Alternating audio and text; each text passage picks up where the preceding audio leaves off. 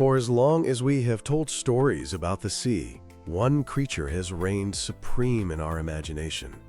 A perfectly evolved predator, an ancient hunter gliding through the depths. The great white shark. For decades, science agreed it was the apex, the undisputed ruler at the very top of the oceanic food chain. But the ocean is a dynamic, often brutal place, and thrones can be overthrown. In the vast blue expanse, a new power is rising, and it is systematically hunting the hunter. This is the story of how the ocean's most feared predator became the prey. This is the story of the orca versus the great white shark. We have long known that orcas, or killer whales, are intelligent and capable hunters. They are the largest species of dolphin, possessing complex social structures and brains that are among the most powerful in the animal kingdom. But the idea that they would, or could, actively predate on great white sharks was largely confined to speculation. That has now changed. Conclusive, and often gruesome, evidence has emerged from two key hotspots on opposite sides of the world, painting a vivid picture of a new marine hierarchy. Our first location is the wild coast of South Africa, particularly a region around Gansbaai, a place that was once considered the great white shark capital of the world. Here, a specific pair of male orcas, nicknamed Port and Starboard by local researchers, have become the stuff of legend.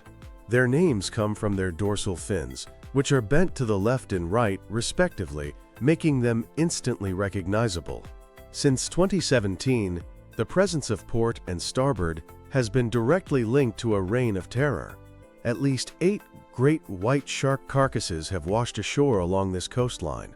The autopsies revealed a shocking consistency. The sharks, some of them massive adults, were not killed by boats or fishing nets. They had been precisely and violently attacked, and in each case, their massive, nutrient-rich livers had been expertly removed. The impact on the local shark population was nothing short of a mass exodus. Scientists using satellite tags and acoustic tracking watched in astonishment as their data revealed a clear pattern. When the pings from Port and Starboard's trackers appeared in the bay, the pings from every tagged great white shark would vanish. The sharks were not just moving to the other side of the bay, they were fleeing the area entirely, sometimes not returning for weeks or even months. An area once teeming with the ocean's top predator was left eerily empty, a ghost town ruled by fear. The entire multi-million-dollar shark cage diving industry in Gansbaai was brought to its knees, as the star attractions had simply disappeared. This wasn't just a hunt. It was a campaign of intimidation that successfully displaced an entire population of apex predators from their prime feeding ground. Now, let's travel over 7,000 miles away, to the warm, clear waters of the Gulf of California in Mexico.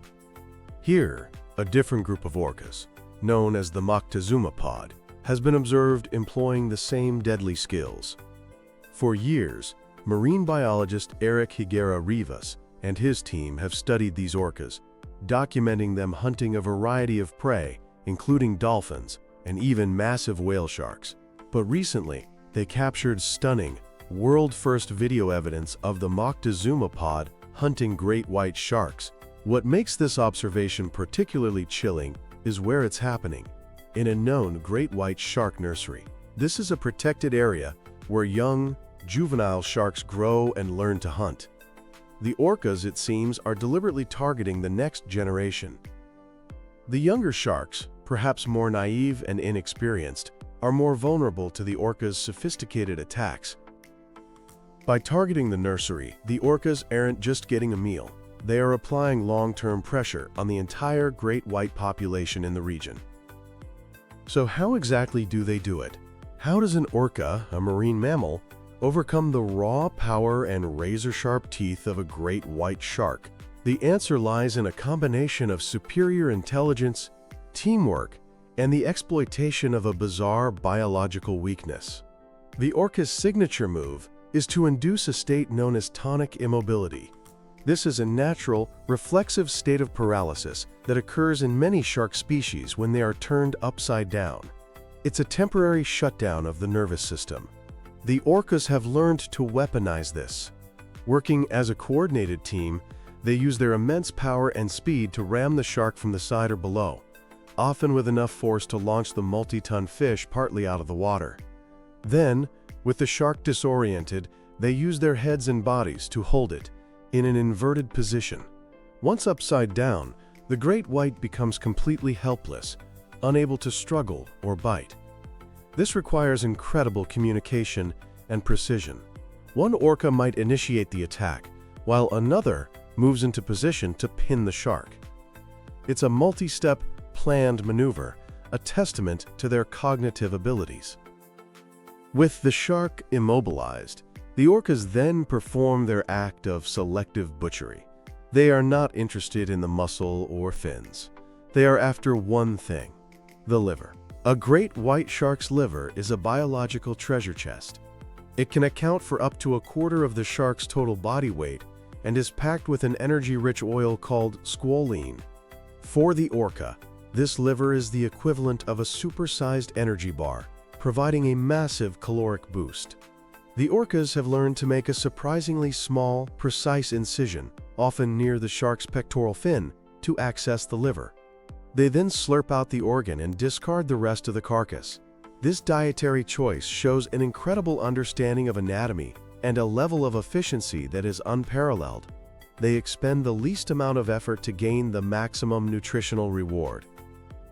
This behavior isn't just a one-on-one battle for supremacy. The displacement and predation of great white sharks trigger a cascade of consequences that can re-engineer an entire marine ecosystem. When you remove a top predator, it creates a power vacuum. Ecologists call this a trophic cascade. In South Africa, scientists are watching this unfold in real time. With the great whites largely absent from their former hunting grounds, another, smaller predator has moved in to fill the void: the bronze whaler shark. These sharks, which are normally prey for great whites, are now the dominant predator in the area. This mesopredator release has its own knock-on effects. What do bronze whalers eat? How does their increased presence affect local fish populations? The chain reaction continues further down. Great whites are a major predator of Cape fur seals. With fewer sharks around, the seal population could increase. This might sound good for the seals, but it's terrible news for other species. An increased seal population means more competition for small pelagic fish, the same fish that critically endangered African penguins rely on. Seals also prey directly on penguins, so the disappearance of great white sharks could inadvertently push the African penguin closer to extinction. These intricate connections demonstrate how the removal of a single, crucial species can cause the entire ecological structure to tremble and shift in unpredictable ways. The clash between orcas and great white sharks has forced scientists to completely reevaluate their understanding of marine predator dynamics. The great white shark is an evolutionary marvel, honed over millions of years into a near-perfect hunter. But the orca represents a different kind of power: the power of intelligence, social cooperation, and cultural transmission. Orcapods pass down hunting strategies through generations. The techniques used by port and starboard in South Africa are likely learned behaviors, a form of culture unique to their family group. The orca has firmly established its position, not just as an apex predator, but as the apex predator of apex predators. They are the true kings of the ocean. This ongoing saga is a profound reminder that nature is never static. It is a complex and ever-changing arena where adaptations and intelligence provide the ultimate edge. It forces us to ask new questions. Will great white sharks develop counter-strategies? Will they learn to recognize the threat and alter their behavior permanently? Will this hunting culture spread to other orca populations around the globe? We are privileged to be witnessing a fundamental power shift in the marine world, a dramatic and humbling lesson in the intricate and often brutal dance of life in the deep blue sea.